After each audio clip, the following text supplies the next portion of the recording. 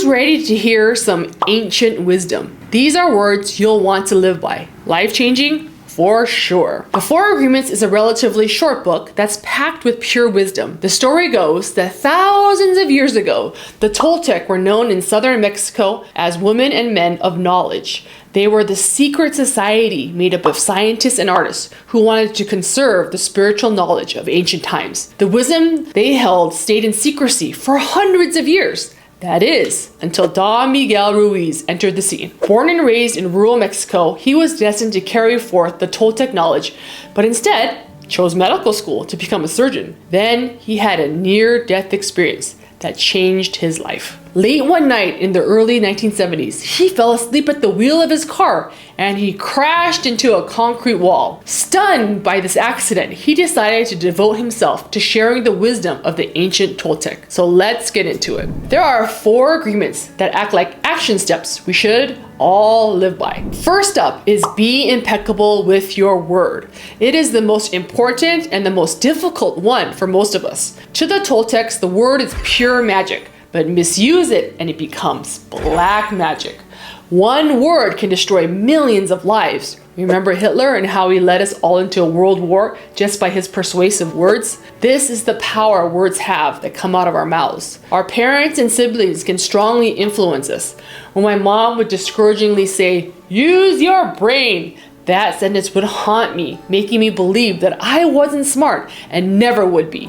I believed that I was stupid. Our word is the most powerful gift we have as humans. To break a spell, like I am stupid, you have to make a new agreement with yourself based on truth. Being impeccable with your word also applies to how you talk to yourself. I'll say stuff to myself like, "Oh, I am fat," or "I am old." And these words act against our own selves. To break all the agreements that make you suffer, practice self-love. Say to yourself how wonderful you are. Talk to yourself in positive ways, like say, "I am healthy and I am smart," and believe that about yourself. When it comes to my kids, I'm very careful with follow-through. Ready for a fail mom story? We'll call it the Fail Mom Birthday Fiasco. So my son Logan was turning 8 in January, but right before his birthday, my other son Parker got sick with COVID. I sat Logan down and had a serious talk with him. I told him, "Sorry, but we won't be able to be all together for your birthday. Your brother will have to be in quarantine, so we have to postpone any type of celebration." So what did Logan do? He busted out crying. Huge tears dripping from his poor face. We're talking the ugly cry where he can't even talk. So then I tried to backpedal and I promised him 15 yes days and 10 toys from Amazon. Yes days are when you say yes to whatever they want to do that day. I promised 15. After I promised him all of that, I couldn't go back. I wish I had been less emotional and more rational when I promised all that, but I couldn't just let Logan feel his feelings. Moving on to the second agreement. It's don't take anything personally. Being once told I was not good enough for my husband, those words pierced my heart and put me in a bad place. If only I hadn't taken it so personally, I would have saved myself over 10 years of therapy. As stated in the book, nothing other people do is because of you. It is because of themselves. The book goes so far as saying, when or if someone says, "Hey, you look fat," they are trying to poison you. Interestingly, you're not supposed to take the negative or the positive statements personally. Even if someone says, "You are the best," don't take that to heart. Either way, you know who you are and you don't have the need to be accepted. Love yourself, be content with who you are, and know that no matter what people say, you're a solid person. If you never take things personally, you'll never be hurt by what people say. Now we move on to agreement number 3, which is don't make assumptions. The problem with this one is that we take assumptions and make them into our truths. Instead of asking for clarification, we make assumptions. We should be courageous enough to ask follow-up questions instead. This happens in marriages a lot. When my husband Sam is in a bad mood, I sometimes think I've done something wrong, when really he's just overwhelmed with work. We assume people see life the same way as we do, that they think and they feel the same way as us. Personally, I assume that people think my videos suck, so I have this unbelievable fear about sharing them.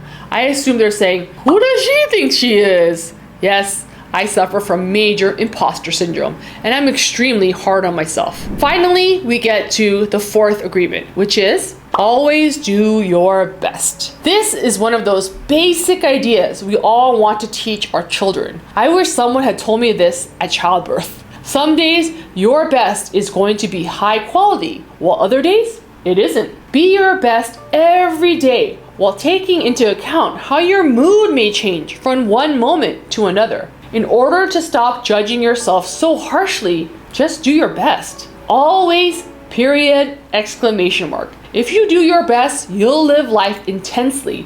You'll be insanely productive, and you'll be good to yourself, which will make you a better person to your family, your friends, and your community. As my coach says, take action, because when you always do your best, you take action. The book advises us to take action without expecting a reward. Do it because you're having fun. When you do your best, you'll live life like there are no regrets. The trick is to do your best because you want to, not because you have to do it. Do your best so you can take pride in yourself. When Parker missed school for 10 days because of COVID, he had a mountain of catch-up homework to do. He wanted to just skate by doing the minimum possible. I had to have the hard talk with him on how we should always do our best. We should take pride in our work.